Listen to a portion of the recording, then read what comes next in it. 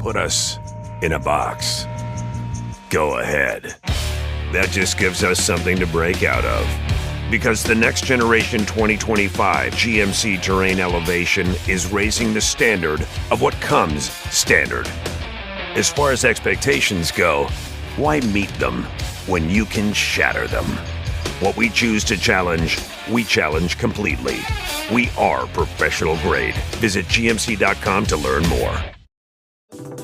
Summer's here, and Nordstrom has everything you need for your best dress season ever. From beach days and weddings to weekend getaways and your everyday wardrobe. Discover stylish options under $100 from tons of your favorite brands like Mango, Skims, Princess Polly, and Madewell. It's easy, too, with free shipping and free returns, in-store order pickup, and more. Shop today in stores, online at Nordstrom.com, or download the Nordstrom app.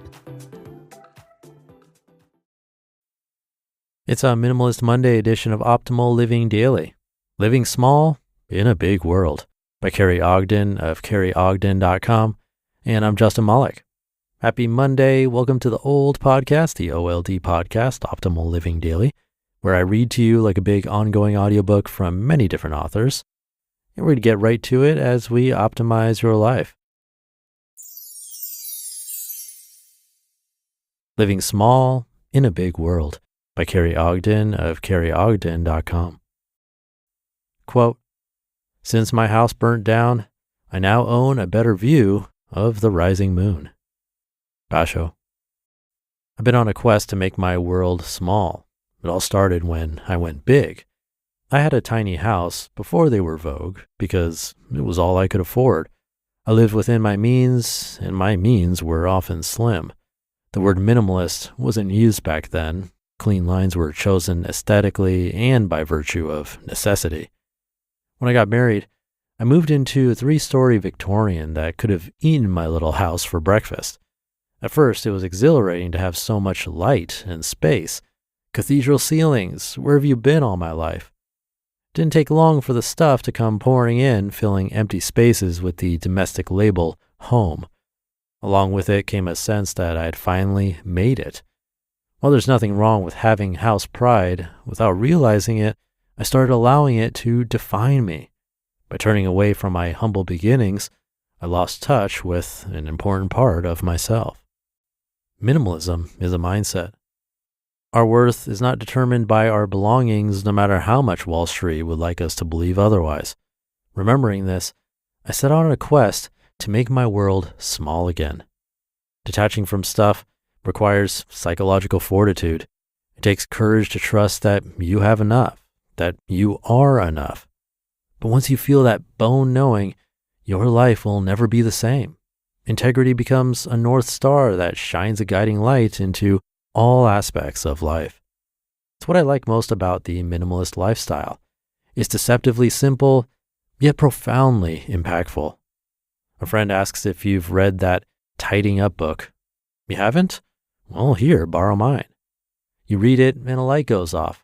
This is the decisive moment. Some will feel overwhelmed and toss it aside with a wishful sigh. Others react with the zealous of a recent convert, shoving stuff into bags while happily chanting, "Do I love it? Is it useful?" For those who fall into the latter camp, the life-changing art of minimalism is a breath of fresh air after years of tumbling around in the consumer cycle. Embracing it is to give permission to slow down and remember why we are here. And the answer will be different for everyone. That's the beauty of it. One size does not fit all. And that's because minimalism is a mindset. It's about living intentionally. Master therapist Irvin Yalom said that the work of psychotherapy is to remove the obstacles blocking the patient's path. Minimalism is like that. We remove the extras to make room for what nourishes us.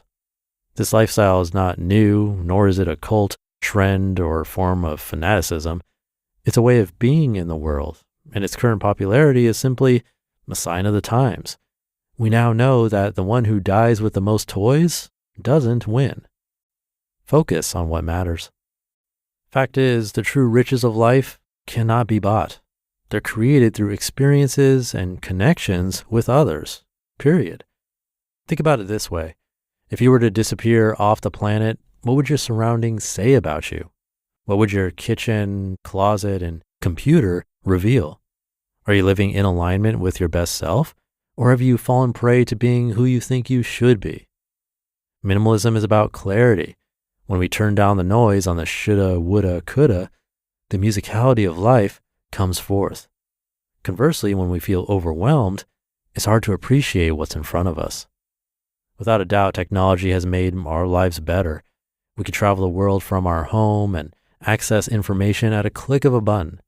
On the other hand, a compelling argument can be made that technology has made life more complex and chaotic. Thankfully, I'm not here to decide. My job is simply to share a few helpful ways to live small in a big world. The following are a few ways I've learned to do this. Number 1, there is enough. Scarcity and comparison are the killjoys of life. They spawn anxiety, doubt, and jealousy. More often than not, the thought of not enough occurs below the radar before we have a chance to question it. The first step is noticing your relationship to scarcity. We all feel it. Only by acknowledging it can we make room for compassion, both for self as well as others. Number 2, practice gratitude. My favorite way to cultivate gratitude is to appreciate what I already have. When I do, I'm humbly reminded that the real joys in life come from collecting experiences, not things. This has the added benefit of keeping impulse buys in check. When you like what you've got, you don't need more. Perhaps the best part about the practice of gratitude is how quickly it moves beyond material things into the soul of our being, filling our hearts with a sense of contentment. Number 3, get outside. There isn't a better or more cost-effective way to recalibrate than communing with nature. It puts our problems into perspective while nourishing mind, body, and spirit. And it needn't be complicated. A walk around the block will do nicely. The point of getting out is to remind ourselves that we are part of something larger. We humans are unique in that we perpetually try to overcome that which we are inextricably tied to, nature. And number 4, be culturally aware. Not everyone has it as well as us, and not all Westerners have it equally well. Remaining conscious of the inordinate freedoms and luxuries we have helps us to appreciate what we already own instead of longing for more. This isn't meant to induce guilt. The intent is to keep desire in perspective. More often than not, the grass of our neighbor is not any greener. You just listened to the post titled, Living Small in a Big World by Kerry Ogden of kerryogden.com, and I'll be right back with my commentary. The origins of this podcast were once just a dream. That dream turned into the podcast and business you're listening to today. Starting your own business is a dream lots of us share, but too many of us let it remain just a dream. Don't hold yourself back thinking, what if I don't have the skills? What if I can't do it alone? Turn those what ifs into why nots with Shopify by your side. Shopify powers millions of businesses worldwide and handles 10% of all e-commerce in the US, from household names like Mattel to brands just getting started. Build campaigns that reach customers wherever they're scrolling. Plus, Shopify's expertise covers everything: inventory, shipping, returns, and beyond. If you're ready to sell, you're ready for Shopify. Turn those dreams into and give them the best shot at success with Shopify. Sign up for your $1 per month trial and start selling today at shopify.com/old. Go to shopify.com/OLD. Shopify.com/old. Remember those ants and springtails I was telling you about that turned my front door into their playground? Well, it's been a few weeks since I started using Pesty, and now not a single bug in sight. What I love most about Pesty is the peace of mind. The instructions were incredibly simple. I had the whole treatment done in under 10 minutes with the sprayer, mixing bag, and gloves they provided. And the best part? It's customized specifically for my location and the seasonal bugs in my area.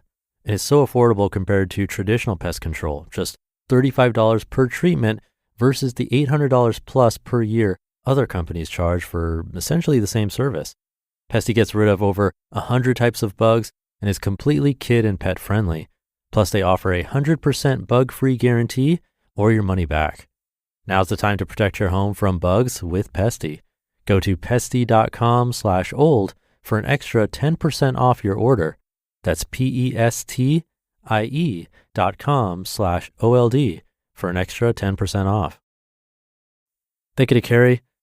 In the last 20 years or so, I've lived in many different sized homes, vaulted ceilings to small apartments, so I can understand where she's coming from.